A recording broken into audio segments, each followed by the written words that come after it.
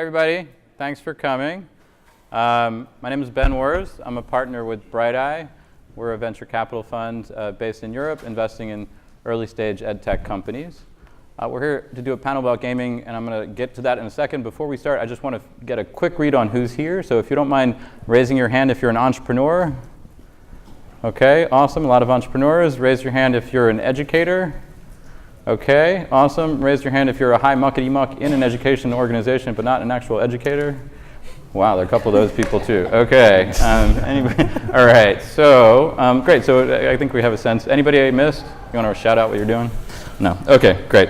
So so the context for this is it's really a panel with some of the leading minds around using gaming to help people learn and using gamification as a technique to help people learn. I'm going to give you 5 quick bullet points because I am a data person around video games and learning, and then I will turn the rest of the panel over to these fine folks who actually know what they're doing. So, so video game usage is widespread. 60% of adults in the US play video games every day. 90+% of teenagers play video games, according to a Pew poll last year.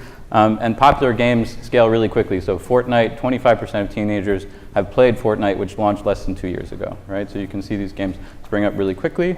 Whereas video games are kind of a big business, as a $135 billion global market, educational games is relatively small, so $2 to $3 billion dollar market.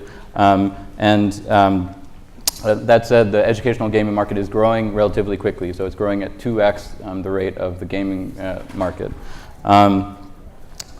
Growth in learning games traditionally was driven by just the idea that games can help students to address subjects that are kind of boring and or abstract, and the idea that putting educational content inside of a gaming mechanic can help drive retention. Those, I think, were a lot of the early ideas around creating learning games. Today, there's the idea that as games have become more social and more dynamic, games can help actually to build 21st century skills like critical thinking, collaboration, communication, creativity. So sort of it's becoming hotter, I guess, or at least more trendy. The potential has become more trendy. I think games are being used in schools a lot. So over half of teachers in a 2007 poll, so way back more than 10 years ago, were using games, digital games, to teach on a weekly basis. Most teachers found that it was particularly effective in helping to engage kids who otherwise had learning difficulties or weren't necessarily the top performers in the class, right? And so today, learning games are being used well outside the classroom, right? I think Gal will talk a bit about how it's being used even in a corporate context. It's even gotten so meta that there are now gamified training programs to learn how to play other video games. So you can find a virtual coach who will teach you how to play, League of Legends or other things, which is kind of amazing. That's it for me. I'm going to now just let the folks here talk specifically about, I'm not going to introduce them, but I'm just going to launch into how specifically are you using games or gamification to foster learning, and what is it about the game format or the gaming dynamic that really improves learning outcomes. And I'm going to start with Alex, because he's the furthest from me and didn't see it coming, dude. So yeah, I really thought I had more time to think of my answer. OK, so there are a couple major things within games that I think work really well. And so for us, we focus obviously on the engagement piece. That kind of comes by default if you have an OK game. But things that games do really well are they take away the fear of failure. So one of the interesting things about games, rather than something like school, is that in a game you actually expect to fail. The first time anybody here played Mario, you died, and you died in a bunch of different ways, but every single time you kind of slowly learned these different mechanics and then got better. And so they make it very, very safe to fail, and then they give you constant feedback along the way, and that allows you to kind of update your understanding of what it is that you're learning. And in the case of games, it's really just about game mechanics. With ed tech and games, it's about you can do that with the game itself, but you can also introduce that for 21st century skills. For us, we focus very heavily on actual curriculum-aligned content, and we just give students a safe space to go in, learn, make mistakes, and get consistent feedback so that they can continue to progress. Sorry, just can you describe just briefly what Prodigy Games is? I apologize. I thought we just weren't doing intros. So we make a math game for grades 1 through 8. It's kind of like Pokemon. Kids go in, create their very own character, and then learn us alongside their friends. As of right now, there's about 8 million kids playing on a monthly basis, all connecting and learning together. Okay, awesome. Thanks. All right. Just incorporate that into the answer. I thought it was going to be much more smoother than that, but thanks, man. All right. So Deirdre. Critical feedback. That's great. Yeah, real time. Hi, I'm Deirdre. I started a program at Microsoft about 4 years ago to bring the video game Minecraft into classrooms. We see it being used in K through 12 classrooms around the world for everything from social emotional learning, digital citizenship in the early grades, up through even into higher ed. But coding has been an area that has been really interesting for people who play games. Often it starts out with observing, watching others play games, maybe on YouTube or Twitch, or just watching your friends play, getting into playing the game, moving along that journey into customizing the game, and then wanting to modify and build your own games. And so that progression for Minecraft players, we see that evolving into the classroom as well. And so there's a sort of natural progression to STEM and coding. But we also see a lot of things that Alex talks about of the students coming in, learners having confidence in this environment and in video games, having it be a place where they know things, they know more than their friends, they maybe know more than their teacher, and being able to combine that with a subject like fractions or chemistry that may be more challenging for them to get started with, creates this really nice opportunity. Teachers see more curiosity in the learning, so the students who are doing learning in a game environment where they are comfortable or maybe more curious, more confident in that environment. And so that's been something we've observed in classrooms and seen from teachers. Great. Gal? So my name is Gal. I'm from Game Effective with a single E. My name is Rimon with an I. But besides that, the reason why I'm here is to be next to you, because my kids heard that I will be with Minecraft on the same stage. It's amazing. And the reason why I started Game Effective is to help enterprise organizations to help their employees to meet their targets. So today, if you look at salespeople, corporate service people, technicians, medical reps, education or learning is broken.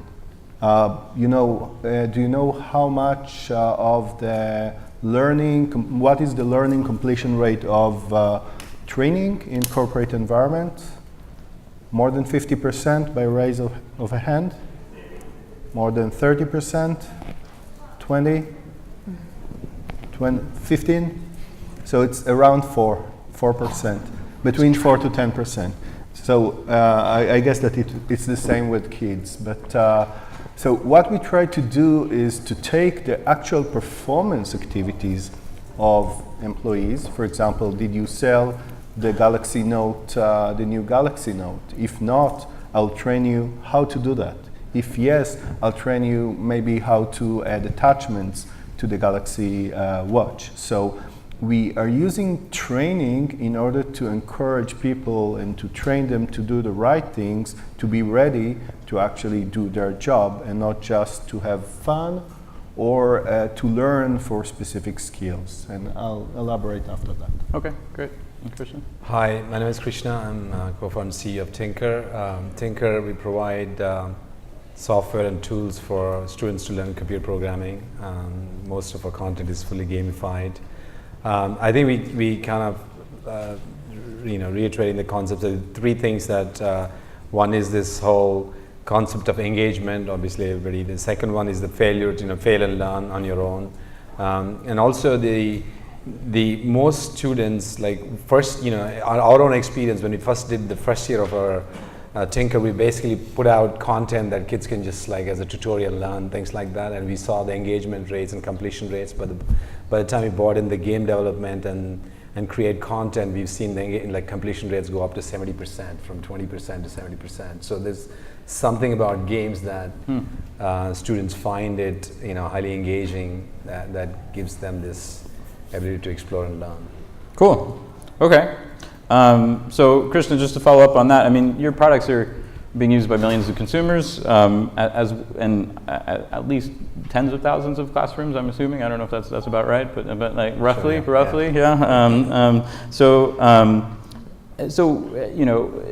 how do you balance that, right? Because on the one hand, as a consumer product, you want people to use it. You don't want them to feel like it's part of a curriculum that's being forced on them. On the other hand, you want educators to like it and be able to incorporate it into learning goals that they have for their kids. And so how do you kind of balance that? I think we look at it from the educator's perspective. How much time do they have really to teach each single student in the classroom? Yeah. So if you kind of create the content that's highly engaging, a lot of the learning happens most part by the students themselves. Okay. So then they can focus on the critical failures of the students and then really help them get to the next step of where they failed from. So I think from the gamification perspective, that's the kind of value add that brings to the classroom. And in the US, is there a curriculum? I mean, are you conscious of aligning this with curriculums in the US? We actually have 3 different groups of people that make the content. One is the game developers, which actually take a concept and design a game around it. And then we have educators who actually bring all the standards and the kind of content that the students have to learn. Yeah. And we mix that and build experiences that are applicable for both ends. Okay. But we never just do content for the sake of there's no efficacy to it or they're not learning outcomes in it. Okay. Okay, I'm going to come back to you, but so Deirdre, I mean, how does that map to your experience? And I know Minecraft initially for a number of years was just a consumer entertainment. I mean, I think most people thought of it as just a game, right? Yeah. Yeah, in those early months and maybe even a year when I first started working on this project, I woke up every day thinking, I hope today's not the day that I ruin Minecraft, that I personally ruin Minecraft for the millions of players around the world. And it was something that I and the team at Mojang, the game studio that developed Minecraft, we really thought deeply about and talked about, because there is something that's so empowering about going into this open world, a place where players feel like there are no rules and they can sort of make up and create their own experience, which is different from the typical classroom experience where you're following a guided path under the watchful eye of your teacher. And so we were careful in developing the game and creating the classroom experiences to maintain that open world feeling and that feeling of there are no rules and I'm creating my own journey. And so it was quite a balance to do that while also providing teachers the comfort that they were in control of the classroom experience.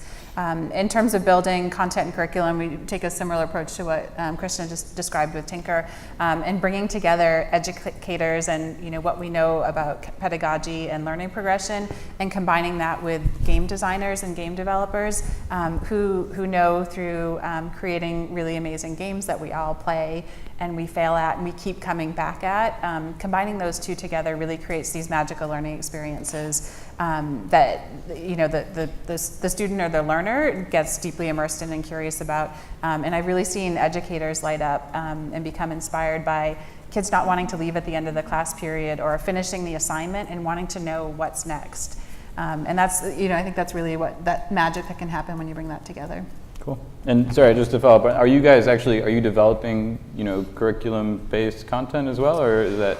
We started with maybe a little bit too of an idealistic vision of saying, let's just follow the learning. There's a teacher named Marianne that I've worked with from New Jersey, and she talks about follow the learning. And it's this idea that, the great educators are going to take this as another tool or another platform in their class, and they're just going to see what happens with it. The reality is that most of our educators are so busy and so taxed, and so we have invested in a couple areas. One is in collecting lesson plans from educators in the classroom and providing those in a shared platform for others to use and build on. We've also invested in some partnerships with organizations that already have lesson plans and content and created sort of Minecraft extensions for those. Those are often very natural extensions, so taking what maybe would be an end of unit project that you could do, creating a poster or a video and doing that in a Minecraft experience that the students would then present out to the class. Okay, cool. Alex? Yeah, so I guess maybe jumping on that, we actually started at the other end of the spectrum where our goal has always been there's a few high-level transforming education, and the fundamental idea was that you don't get to do that unless you're actively used within the existing education system. So we came at this from, we're going to be curriculum aligned from day one. We're going to make sure that things like assessments are built into the product. And so what that ended up doing from an engagement standpoint is that we had to be very specific about the features that we were and were not willing to do, because I think one of the, I'll say, fallacies within this space is that it is very different to be a B2C versus a B2B. There are certain things that are very different. And so, for example, within our product, it would probably be extremely engaging for students if we had an open, safe chat. So some way for them to talk to their friends. We don't, by the way. But the reason we didn't do that was because it works for kids, but it didn't work for teachers. Teachers didn't want a way for their children to spend a lot of time in the classroom talking to their friends. But students and teachers both want engagement. So for social, we do things like semi-competitive. We have a leader system, and there's ways for every student, regardless of their level, to spend enough time to win within that environment. And so you just have to be a little bit more specific about which features you bother building.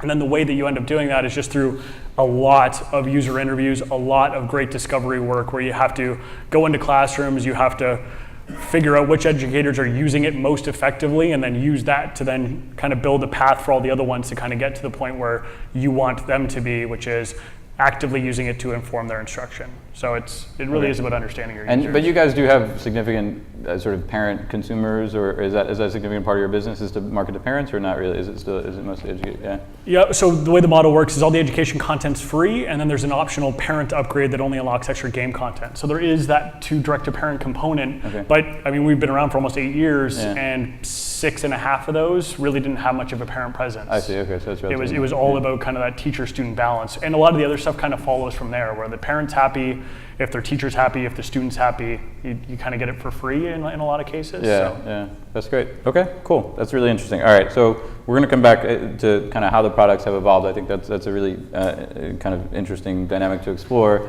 I do want to give Gal a chance to talk, because I think, the broader, what I started out by saying is, hey, games have really jumped the shark in the sense that, the idea of gamification has gone everywhere, right? It's really incorporated into everything from like advertising to, productivity tools to, everything. So I know that's part of what you guys do, and so it'd be helpful to just understand in a corporate context, how do you sell gamification, right? Like, what is it that and how do you differentiate what you're doing versus other kind of productivity tools?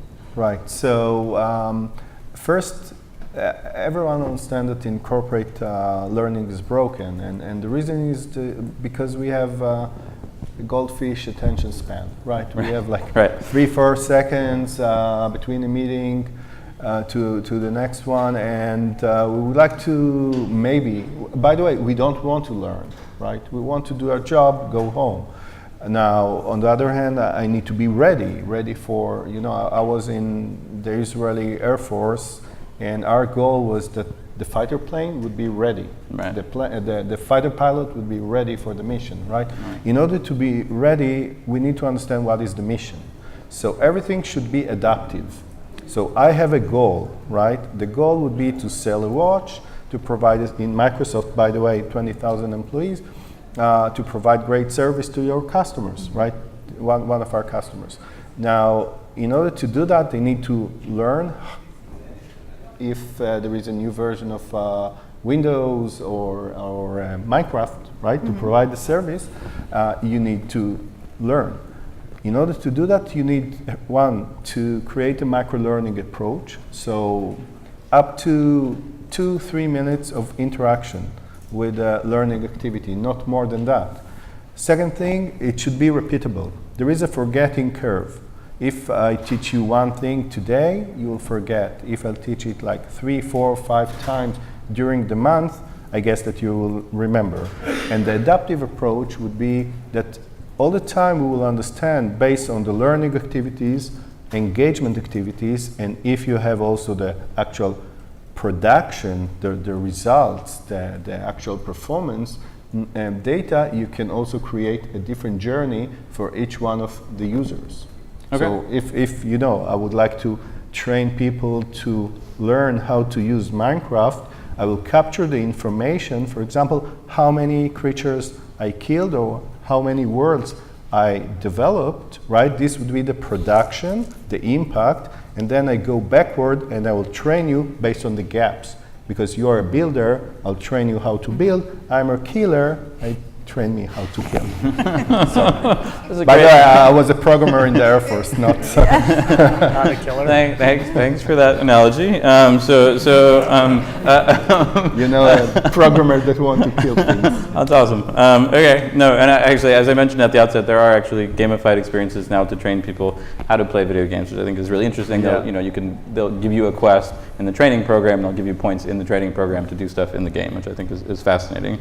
I guess more generally, it'd be interesting to hear, maybe Krishna, starting with you, what is a change that you've made in the product? I mean, you mentioned that when you went from kind of non-gamified to gamified, the conversion rate, the learning rate really increased. Completion rate. Sorry, thank you. There was a big change.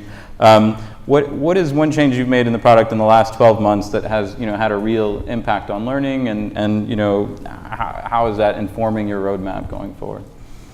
I think the one experiment we've done, like I don't know if is that very early on, after one year of our existence of Tinker, we've learned this engagement is not high in the product, because just asking kids to learn coding is not something meaningful for them. Yeah.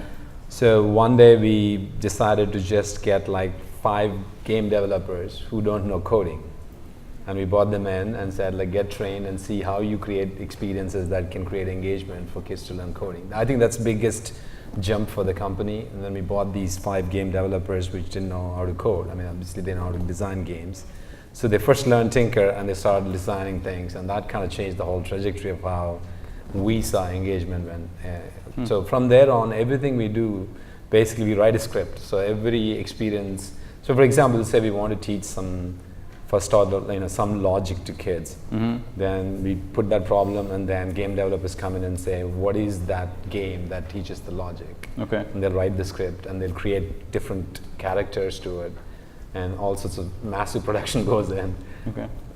And then we'll put it out in the kids and test whether there's engagement and people are actually understanding that this is what it works like. So I would say, I think that loop that we've learned, that you have to have this whole in story as well as the gameplay inside the learning experience, and we tend to accommodate that. Even for things like programming hardware, we kind of gamify that and kind of help kids kind of experiment and learn.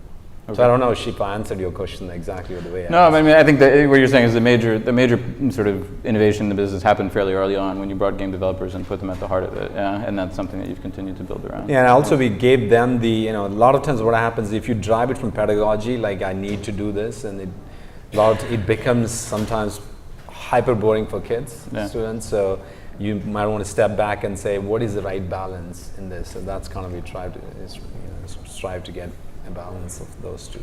Okay.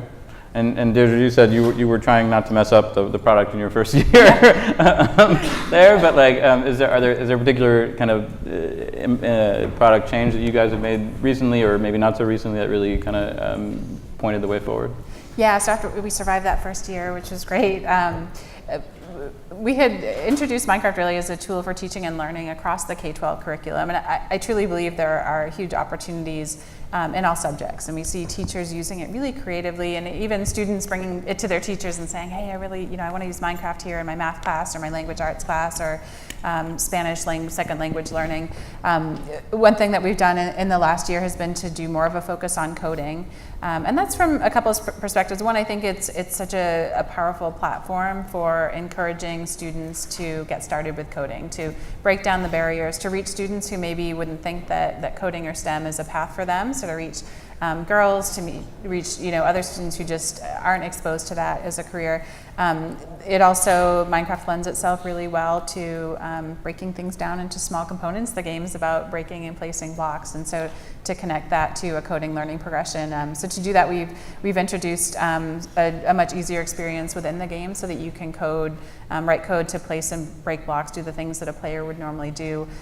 Players love that, because generally in Minecraft you're placing one block at a time, and to suddenly be able to write code to program building a house and then building a village creates a fun game loop, but it also inspires curiosity about how can I do this faster? And suddenly students proactively going out and learning how to write loops. We partnered with Krishna and the Tinker team on that experience as well, and so bringing the Learn to Code tutorials and lessons into what we're doing.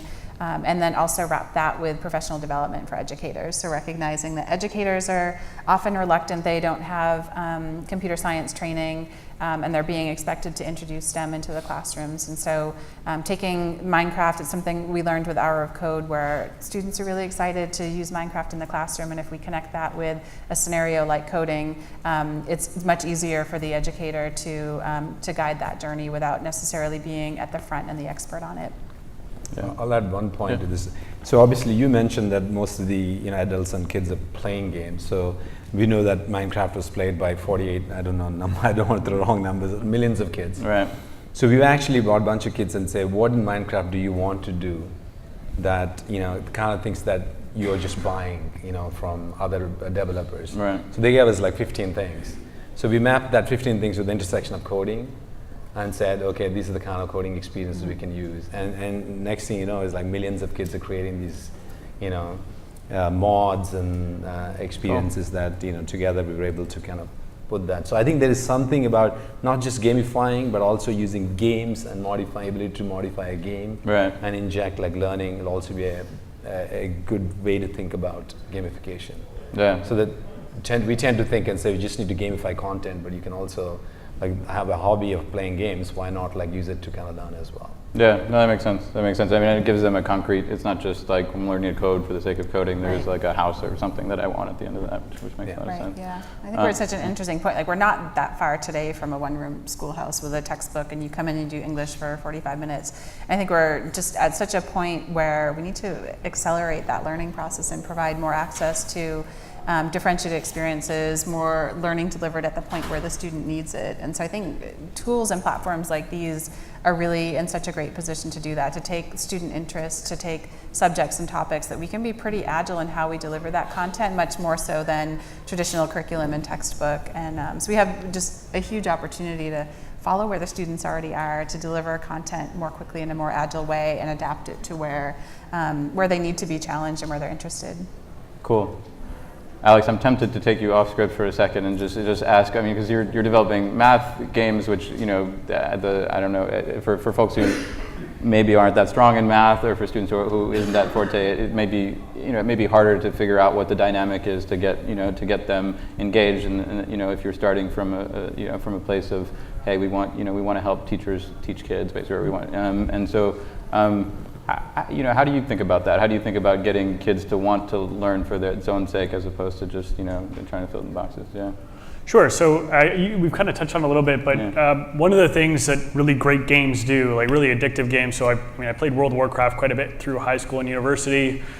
Wasted way too much time on it. But then when we graduated and I started thinking about it, what they end up doing is they give you short, medium, and long-term goals that you keep coming back to. Yeah. And so really, really great games do that immediately. You're dropped into a story, there's somebody you pretty quickly is your antagonist. Right. So it gives you this forum where you have these goals originally for us, especially for students that are a little bit more scared of math or aren't quite as confident. Their goals are originally about the game. So it's, I want to be the highest level in my class, or I just want to be a higher level than my best friend. And it's like, it can be competitive, it can be I want to complete this zone, but over time what we've been trying to do, and I guess to your question on one of the things that we've learned, has been around, we built this big gaming world, and we specifically made it so that it was modular, so that we could plug and play any education content we wanted. And we did that so that we could adapt based on what the child was doing, but keep the actual game experience the same and make sure that that was optimal. What we found is that by making it modular, we also kind of didn't review that intersection. And so it was really important for us to go back and say, how can the game and education content complement one another? Right. And by that, what I'm meaning is that now when we look at the algorithm in the background, we look at where they are in the game, and then we figure out how hard do we want to push them. Okay. So for example, if they're at the end of a battle and it's really important that they get that question right, or they'll lose if they get it wrong, is that the right time to push them? Right. And I mean, the answer is maybe, depending on that child, realistically. So you guys, do you build different profiles for the child that's where we're going now. And so it ends up kind of leading into our focus now is we get about 600 million questions answered per month. Right. And we're using that to try to figure out what is and is not working, and really deeply trying to understand what causes kids to stick with the product or churn out. And obvious things like consistently failing are problematic, but a mix of struggling and then succeeding is actually totally fine. They'll stick with it the exact same, and actually longer than students that just succeed the entire way because it gets boring. Right. And so one of the things within education that can be kind of frustrating is the idea of disguising the education, where they're viewed as, again, things that are separate, like an oil and water scenario, where that's not true. Part of what makes games fun is that you go You try, you fail, you learn. And what things like Tinker do and what Prodigy try to do is just make that learning process a little bit more visible. Yeah. Because when you're learning how to develop or write any piece of software for the first time, it's not that obvious. As soon as you move beyond like the hello world scenario, you don't get a lot of feedback. And so one of the things that game-based learning does is it keeps giving you that feedback so that you know you're tangibly better than you were a week ago or a month ago. And then that's part of what drives kids to take ownership over their learning. But then you do need to take it a step further and say, this is where you were, here's where you are now, and you kind of see this path for them. Okay. Yeah, go ahead. Yeah, so I would ask me now, what are the risks of gamification? Because I heard a lot of things that could be dangerous, right? Competition could be very dangerous, especially with kids. And you know, if they volunteer to play a game, right, for fun, it's okay. They can, you know, compete, win, lose, and so on. But if they're doing it for learning, definitely kids. But you know, I look at adults. It's the same. You know, if I lose, I will disconnect because I would like to experience this losing feeling. And what we try to do, and this is definitely a double-edged sword. What we try to do is first put you in a position that you are the hero of your own game. Right. So it might have like social aspects to it, but first I'm going to be the winner or a loser against benchmarks that maybe I will put, like my target, you know, the things that people like me, and so on. And then. So, but in a corporate context, I mean, you know, like potentially there's like compensation on the line. There's like real. I mean, it's not just about a pretend house, right? Like I'm making more money or less money based on like the results of these games. And so, to some degree, you know, not that money motivates everybody, but there's a real tangible kind of benefit. I mean, how do you think about that? So first, again, like it's all about to be adaptive. So different people need different experiences. There are people that are highly motivated by competition. There are people that are highly motivated by group work, and so on. So I'm very proud, if I return to the previous question, that we created a micro-segmentation engine, like in marketing.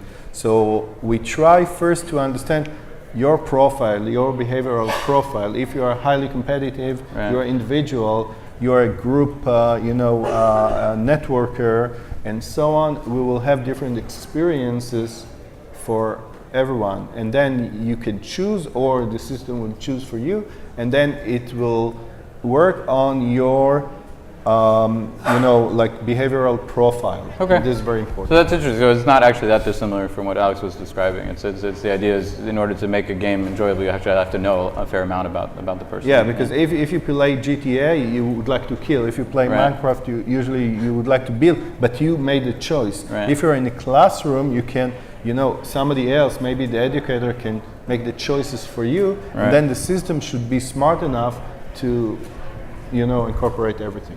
Okay. We don't have too much time left, and I have 7. Yeah, sorry, go ahead. 7. 7 minutes. Okay, so yeah, thanks. I'm using my watch.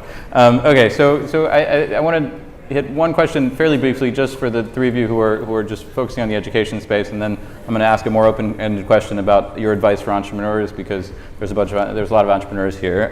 So just maybe following on what Gal was saying, you know, I know some educators and some parents are concerned just about screen time in general, about about exposure to video games and whether that's as a whole a good or bad thing. My own view is it's a nuanced question, but I'm sure it's that's only one bigger screen. That's right. Yeah, as long as the screen is small. We lost the screens. So maybe Deirdre, starting with you, I'm sure you know Microsoft has thought about this a lot, and so you know, how do you think about the issue of kind of screen time, you know, being bad or good, and how do you moderate that? Yeah, I mean, as a parent, it's certainly something I think about as well. What we've found in practice in bringing Minecraft in the classroom is it's not the student sitting for a class period or 40 minutes in the computer, you know, with in front of the screen. Often the activities, one of the great activities at the beginning of a school year is to ask the students to build either their classroom or their school in Minecraft. With that activity, they're often going out of the classroom and they're measuring, they're using estimation, they're working together and planning, collaborating. They'll often create like paper maps or diagrams, blueprints for what they're going to build. So the actual time in the game spent building, interacting with the screen is a relatively small part of the overall project. Similarly, any of these projects are often presenting out to the class. So it's part of the core experience is in Minecraft and benefits from that Minecraft gameplay and the interaction, the curiosity, but a lot of the overall experience is actually outside, interacting with other students and learners outside of the game. Okay, Alex, maybe. I mean, it's kind of interesting, right? Because math is something that parents and teachers are constantly want their kids to do, but then there is the screen issue. I mean, how do you think about that? So for us, I think part of the concern around screen time comes from the idea that it's wasted time. Like if you're just sitting there playing something like an Angry Birds, fun game, not necessarily making fun of it, but it's not teaching you a whole lot necessarily. Physics, so, maybe. Physics of birds. That is... Sure, yeah, absolutely. Yeah. But that's one of the core concerns. And so there's obviously a limit. You don't want your children to be on a screen for 8 hours a day. Right. But what we really focus on is making sure that screen time is extremely well used. Yeah. And so that's why one of the big pieces of feedback we get is that this is significantly better than something like a YouTube, where if they're going to choose to use an iPad, whatever, I would prefer that they use Prodigy, and then it's on us to make sure that time is extremely well spent, making sure that they understand what their children are learning so that they can make a more informed decision about do they need more or less time on the product. Okay. I have a 10-year-old who uses Prodigy, and as a parent, I'd love to see her on that. She tends to be a more resistant learner, I guess, in math, and so it's great to me to see that she's curious and wanting to spend time there. Thanks. Yeah, Krishna, how do you think about it? I think we think about it as creative time. So our kids are learning, are they creating? Okay. As long as we can prove that that's the kind of time they spent in the learning outcomes as well as the creations where parents can actually see. So that's how we define that. Obviously, coding requires screen, and so of course they can do some offline activities. The other things to be proactive do in classrooms and at home is that they can go off and play other kids' creations. So we actually time them out after some time and put them back into, if you played 3 times somebody else's game, you have to go do something else that's learning experience. Okay. Then you get more session-based playtime. Yeah. So kind of use that screen time as a motivating factor for them to go learn more.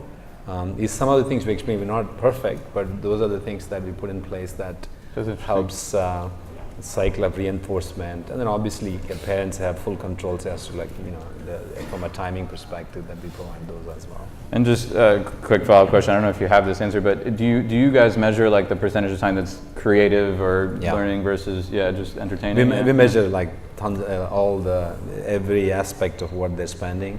So that is all there for parents and teachers to see. Okay.